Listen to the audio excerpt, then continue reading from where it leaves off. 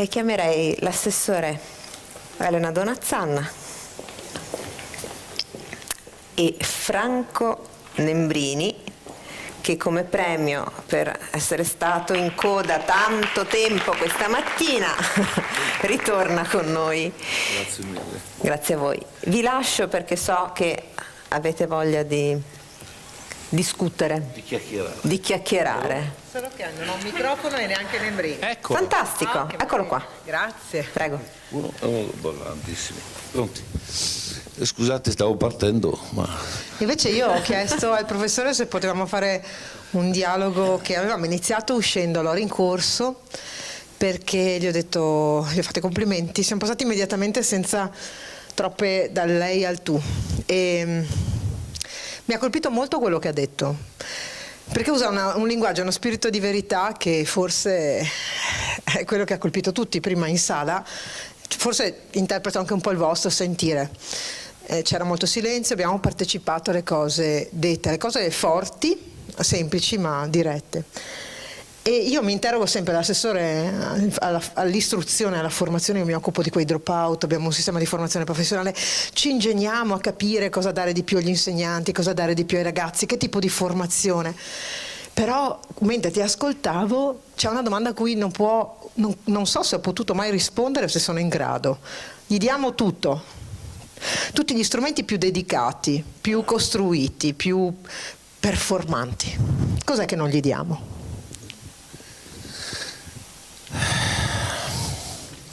Non gli diamo speranza sufficiente. Io racconto nel libretto che ho fatto sull'educazione, dove racconto alcune cose che ho visto, racconto un episodio che ha segnato la mia vita di padre. Io ho 4 figli maschi, Dio mi ha benedetto anche in questo, quindi è stato facile, relativamente facile, però dico sempre di essere nato come educatore, cioè di aver capito qualcosa dell'educazione un giorno preciso. Stavo lavorando insegnante di italiano e storia nella scuola pubblica, cioè io ho fondato la scuola La Traccia di cui vi parlavo, ma contemporaneamente lavorando nella scuola pubblica. È stata un'esperienza preziosissima, avere un piede di qua e uno di là mi ha aiutato molto. E una domenica pomeriggio sto correggendo i temi, mi addormentavo continuamente, naturalmente correggere i temi dopo il pranzo della domenica è proprio una cazzata, perché non ci si può non addormentare, poi ti svegli di colpo. E in uno di questi risvegli, avevo il tavolo grande, vedo gli occhi di mio figlio, il primo, Stefano, avrà avuto 5 o 6 anni, ma era alto giusto quanto il tavolo, cioè gli vedevo gli occhi. Vedo questi occhi che mi guardano e dico, non dico niente, lo guardo con aria interrogativa, come a dire, di che cosa hai bisogno? E lui non mi dice niente, lo fisso e non mi dice niente, lo fisso con l'aria di dire e allora? E lui mi fa un sorriso che è la fine del mondo, e lì ho capito che quel figlio che guardava suo padre al lavoro, senza chiedere niente, in realtà mi chiedeva tutto, cioè io in quel silenzioso sorriso mi sono sentito fare la domanda inconsapevole in lui, ma io l'ho raccolta come se mi avesse fatto la domanda: papà, assicurami che valeva la pena venire al mondo. L'educazione nasce lì, quando un adulto intercetta, espressa o no, detta male o detta bene, ma intercetta questa domanda. Io ho bisogno di certezza, di speranza, poi proponimi la fatica, il dolore, va bene, ma perché? Fammi vedere che per te è vero, che ne vale la pena. Basta, abbiamo detto tutto quello che serve, perché poi allora si diventa intelligenti, si trovano gli strumenti, si scoprono anche cose molto semplici, che educare è facilissimo. È facile perché è semplice, è una cosa che avviene da sola. Tuo figlio ti guarda, te vivi bene e lui impara. Fine. Meno se ne parla. Dico sempre, il segreto dell'educazione è non avere il problema dell'educazione, perché se per te è un problema, sei mamma, tu sei... no, ma se hai il problema, è un problema.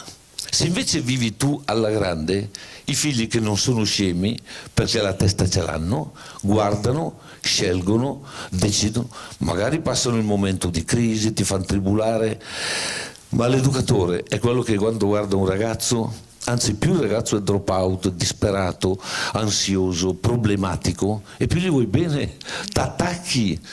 Posso leggervi una cosetta che a me, Pinocchio, è una scoperta recente, per me l'ho presentato, ci ho fatto un libro, c'è questa pagina che non avevo, pensa quante volte l'avrò letto e non avevo mai notato questa cosa. E verso la fine del racconto lui è diventato un asino. È diventato un asino vuol dire che è un asino. Pensate, i nostri figli li guardiamo e diciamo che asini, bene, e quando gli hai detto che asino? Lui è un asino, a un certo punto fa un numero nel circo, s'azzoppa, cade per terra, è la fine, capisce che è finita davvero. Prima era un burattino, poi mangiafuoco, poi schiavo, poi cane da guardia, poi in un percorso di imbestialimento capisce che è finita, diventerà addirittura una pelle di tamburo, ok? Ma in quel momento, rizzatosi da terra in mezzo a uno scoppio di applausi, di urli e di battimani, perché questo mondo, questa informazione devastante che a questi poveri ragazzi quando cadono gli battono anche le mani, gli venne naturalmente di alzare la testa e di guardare in su,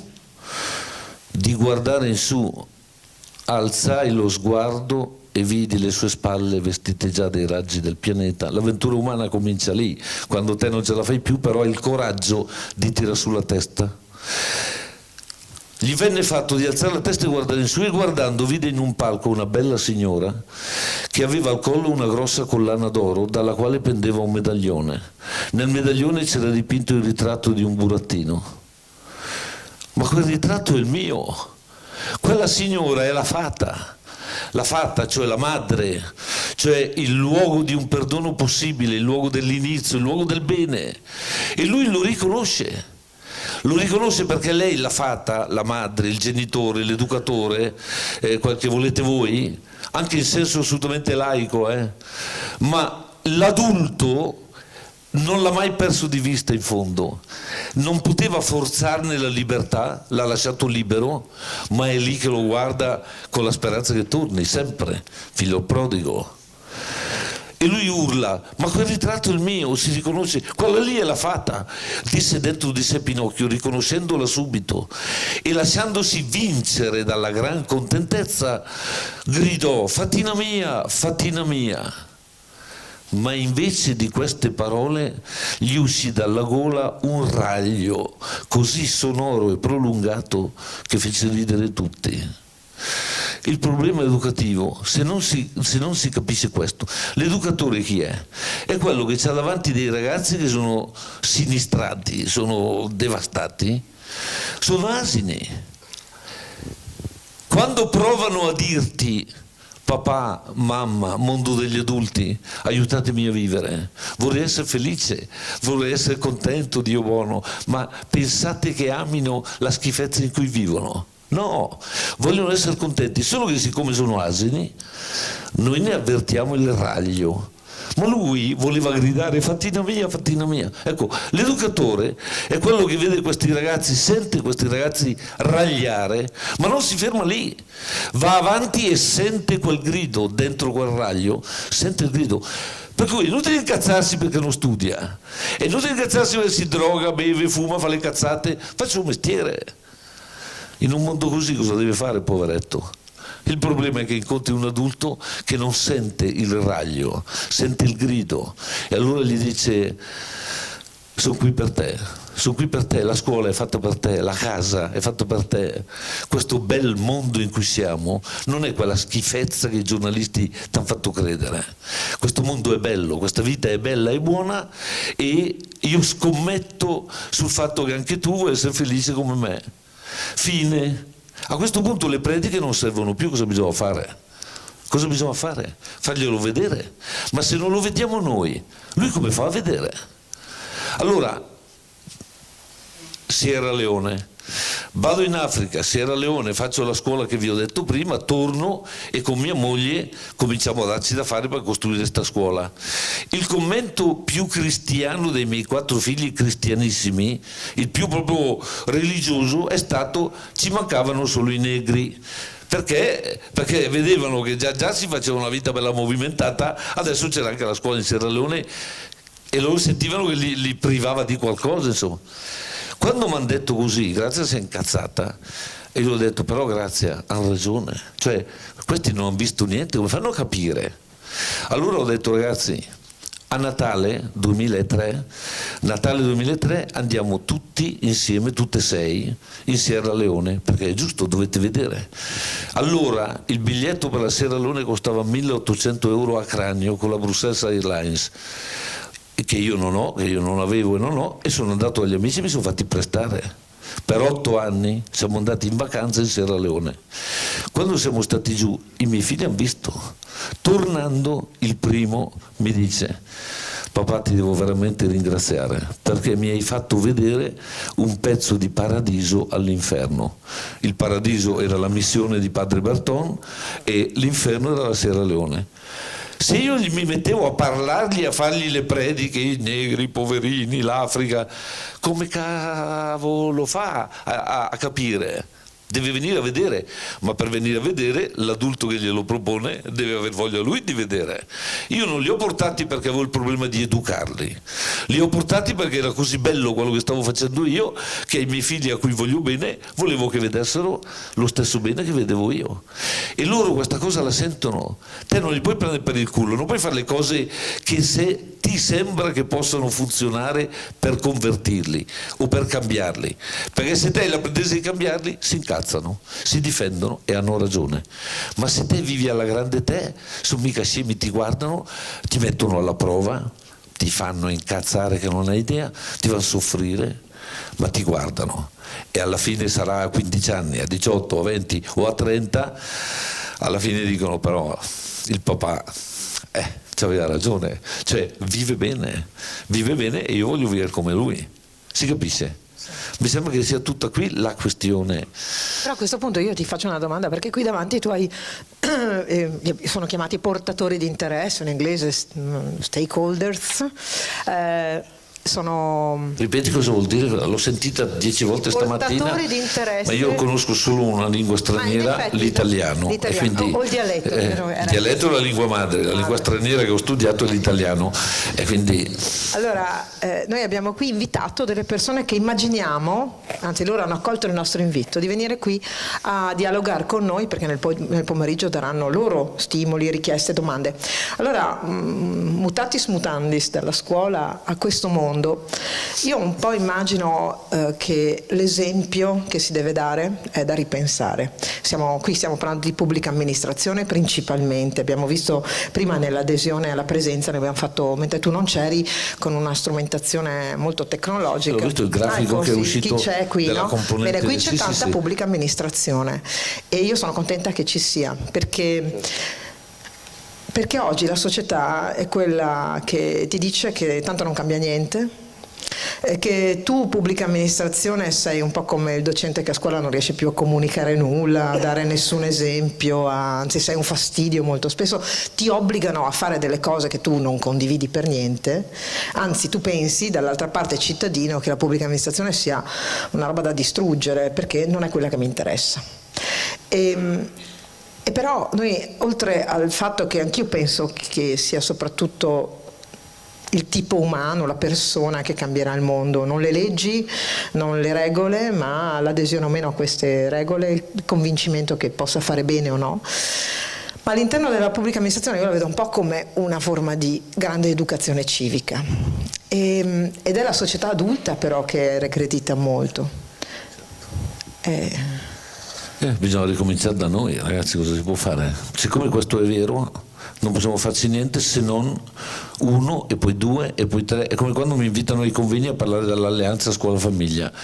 Io dico sempre, alleare 2 cadaveri se vogliamo vivere non è il massimo delle soluzioni.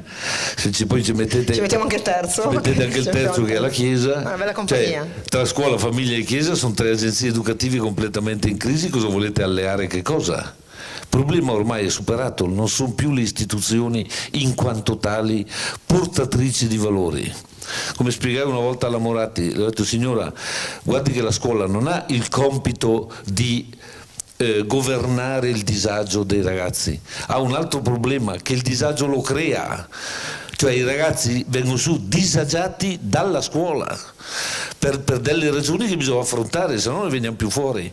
Allora bisogna semplicemente, siamo qui in 100, 200, chi di voi c'ha voglia, cioè capisce che è chiamato a questa responsabilità, va via da qui dicendo: oh, io quella sfida lì del Nembrini mi piace, me la piglio e vado a scuola e dico la stessa cosa, e dico: c'è qualcuno che vuole, e troverai un insegnante, troverai un preside, e sarete in 3 e poi in 30 e nasce un movimento di persone responsabili. Dove porterà? Boh, non lo so, non salveremo il mondo, ma io voglio vivere. Io voglio avere la coscienza a posto anche. Sì, in questo senso io voglio vivere bene, non delegando ad altri perché poi gli strumenti sono strumenti, questa è l'altra cosa che si fa fatica a capire. Voi in particolare, per il tuo ruolo e per l'amministrazione, devi essere consapevole che genera alla responsabilità di creare strumenti, ma gli strumenti valgono 0 per questi ragazzi, cioè non valgono 0. La mia formula è questa: scuola 0, famiglia 0, innovazione tecnologica 0, 0, 0, somma di zeri. Il problema è se davanti a questi zeri c'è 1. Allora tutto è importante, perché se c'è 1, quella che ho chiamato speranza, ma insomma avete capito, no?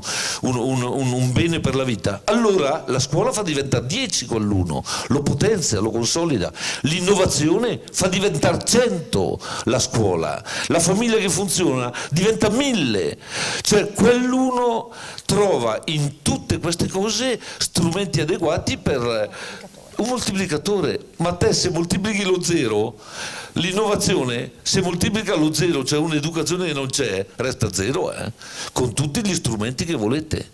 Se no si fa l'errore della scuola che ha il problema educativo, ma quando lo incontra dice: ah, qui c'è un problema, questo ragazzino non studia, io insegno, lui non studia, psicologo, sportello del CIC, del CIOC, del CIAC, ne hanno inventati di tutti i colori, adesso non sono aggiornato, il piano personalizzato della cosa, della casa,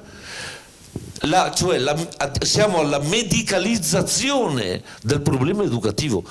Io sono uno che i ragazzi, quando c'è stato bisogno, dallo psicologo li ha mandati, per l'amor di Dio, bisogna diventare bravi a riconoscere, ma normalmente il problema della scuola è un problema educativo normale. Se la scuola e gli insegnanti educassero non ci sarebbe bisogno di farmaci e di psicologi nel 90% dei casi, ma bisogna che qualche adulto dica che non c'è sempre una casistica, perché tu devi essere messo qui, quell'altro deve essere messo dall'altra parte. Mi vuoi proprio fare esprimere pesante, né? Se andiamo nelle casistiche che ho visto, mi metto a piangere. Perché dai.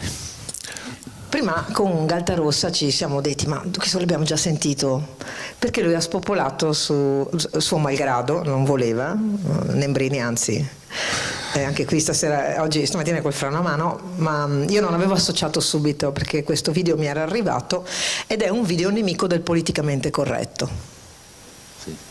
E noi viviamo di politicamente corretto, ci sono delle cose che si possono dire, altre che non si possono dire. Se dici questo sei già cattivo, non vieni messo nelle condizioni di...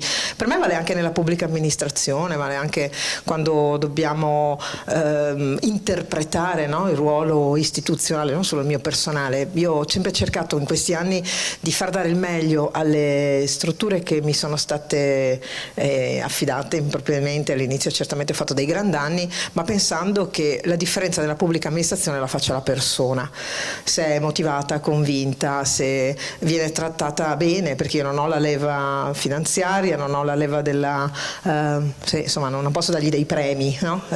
Quando parlo con le aziende dico sempre che il modello di partecipazione è vincente, che se tu li fai partecipare agli utili e alla gestione danno di più. Ho visto negli ultimi periodi in Veneto aziende in crisi e fallite, i cui operai si sono ricomprati l'azienda e la stanno facendo funzionare, no? c'è una rivoluzione personale straordinaria, ma il politicamente corretto da copa. Lui è quello dell'orso, per capirci. Cioè, ed è stato un episodio, ma ce ne potrebbero essere molti altri. Perché lo spirito di verità fa così paura? È sempre stato così, questo non ti stupisce? Forse è enfatizzato dai social?